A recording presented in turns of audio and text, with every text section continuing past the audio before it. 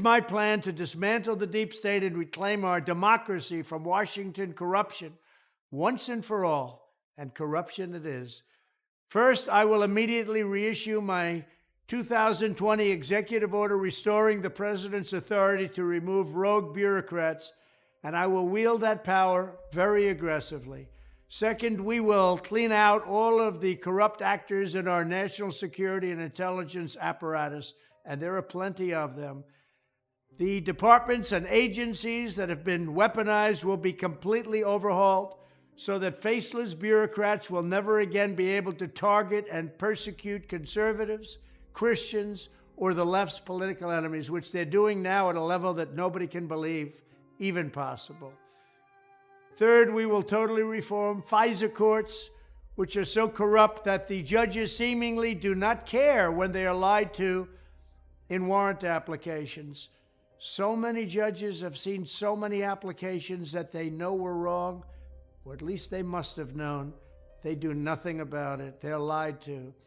Fourth, to expose the hoaxes and abuses of power that have been tearing our country apart, we will establish a Truth and Reconciliation Commission to declassify and publish all documents on deep state spying, censorship, and corruption, and there are plenty of them.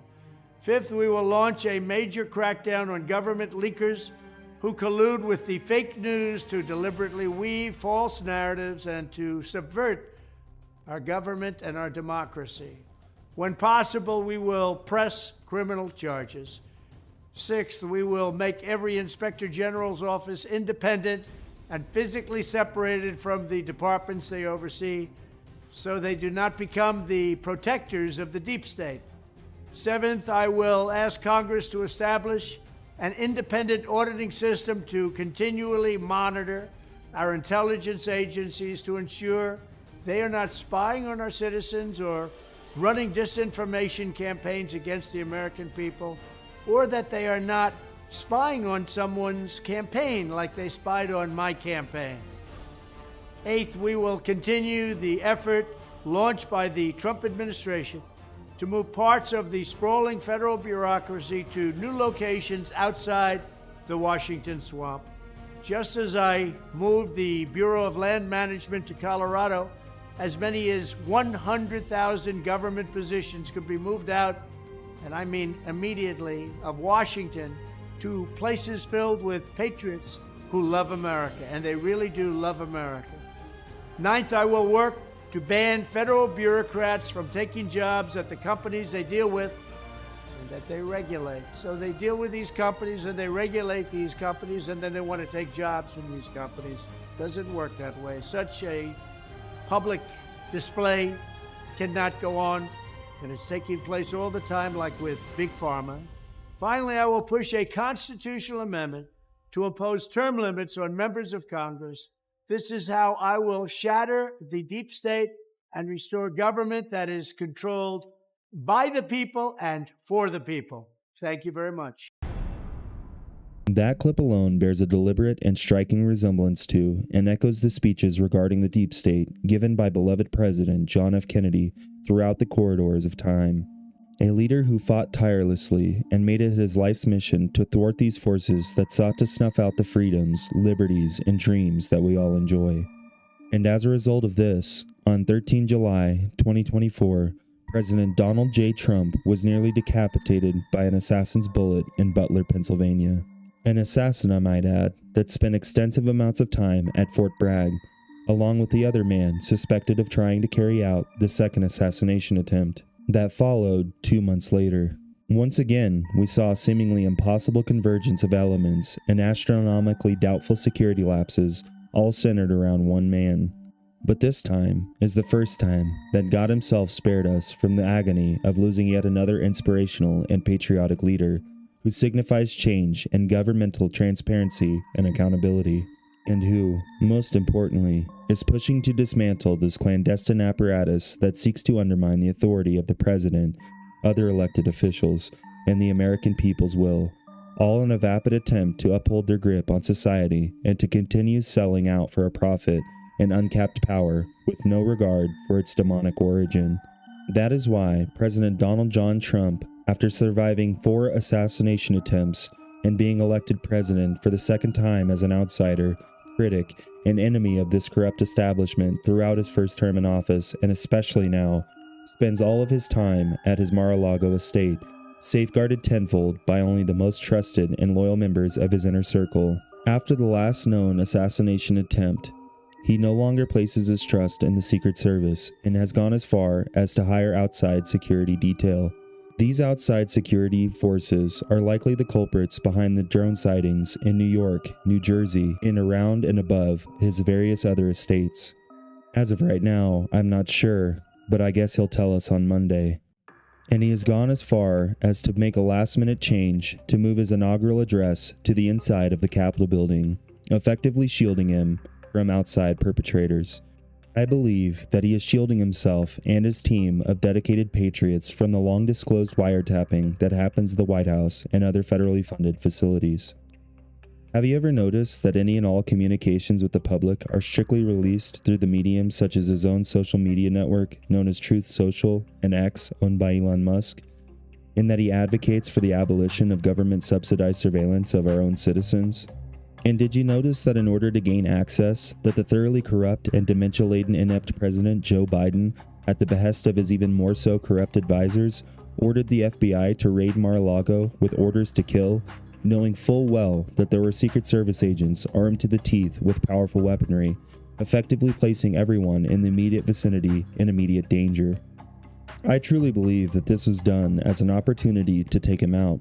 But the backup plan was to actually bug the estate to monitor sensitive conversations undertaken by Trump and his associates. I understand that normally, this would sound like the crazy ramblings of a deranged sycophant, but just think about what we've already discussed. During his first term, Donald Trump's FBI arrested Jeff, the biggest known human trafficker with ties to international intelligence agencies, and we now know that he was likely assassinated in his federal prison cell after the guards fell asleep, cameras were powered off, and without any witnesses. We also now know that he was likely going to expose the complete depth and depravity of some of the most powerful men and women on the planet. The intelligence agencies without a doubt were involved in the assassination of JFK. That we know now from their shoddy reports that have been slowly leaked as LBJ, his vice president and successor, sealed the records for 75 years after his term in office. These same agencies have admittedly undertaken assassinations of foreign leaders, changed regimes throughout the world, spied on American citizens by extorting tech companies, and have self-admittedly infiltrated the same mainstream media that you consume and contort every narrative to convince you of anything and everything except for the truth. Section 702 was used by Obama to spy on the Trump campaign in 2016. They went after him with conspiracies made up out of whole cloth, like Russiagate and the classified documents case. They went after him with every legal maneuver at their disposal after they weaponized the Justice Department. They have spent years assassinating his character throughout the mainstream media, and at every turn have tried to discredit him as some kind of authoritarian dictator. And take a look at January 6th. We now know that the heads of the committee broke several laws investigating the allegations, and that the FBI had operatives and informants in the crowd instigating protesters to enter the Capitol building, and had been facilitating communications with radical members of the group for months prior to the incident. Have you ever wondered why Elon Musk seemingly never leaves the president's side, and his cabinet is being contrived of complete government outsiders? J.D. Vance as his vice president, a non-establishment newly elected state senator from Ohio, widely unknown to most Americans. A notable rebel like Kash Patel as FBI director, Pam Bondi as attorney general, John Radcliffe as director of the CIA, Pete Hegseth as the secretary of defense, Tulsi Gabbard as the director of national intelligence, JFK's own nephew, Robert Kennedy Jr. as the Director of Health and Human Services, and Elon Musk and Vivek Ramaswamy as heads of the newly formed Department of Government Efficiency. This is the most diverse cabinet ever constructed by a U.S. president in history. All of these people have such differing ideologies and opinions on everything social, economic, and political, but are all centered toward one goal, and that is to dismantle this evil network. They finally have the opportunity to stifle and heavily delay every objective that the deep state seeks to accomplish, and hopefully they succeed. President Donald Trump, now all too aware of what this sinister force is capable of, will stop at absolutely nothing to accomplish this. Because what you are witnessing are the actions of a machine that so far has completely failed at every crossroads throughout this saga and is now upping the ante to continue to undermine his every move.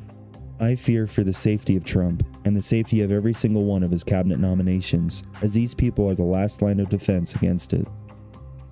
But I also believe that the deep state will stop at absolutely nothing to prevent their cabal's demise until they are in fact thoroughly exposed and their inner workings are utterly laid bare for the world to see. This has to happen swiftly, and no doubt it will hurt for a long time, but it is what is necessary to drive change, to destroy the avenues that they exploit to achieve their ends, and to prevent any likelihood of its future revival. Be prepared to finally be exposed to things that you never even thought possible. Evils beyond your imagination, as Trump and his team have already made certain to the public their intent to destroy this corrupt, cancerous, and satanic system once and for all. At this point, whether you like it or not, these truths are simply too plentiful and rock solid to be coincidence. We can no longer ignore that these are the actions of the so-called deep state. You have everything that you need. It's up to you to connect the dots.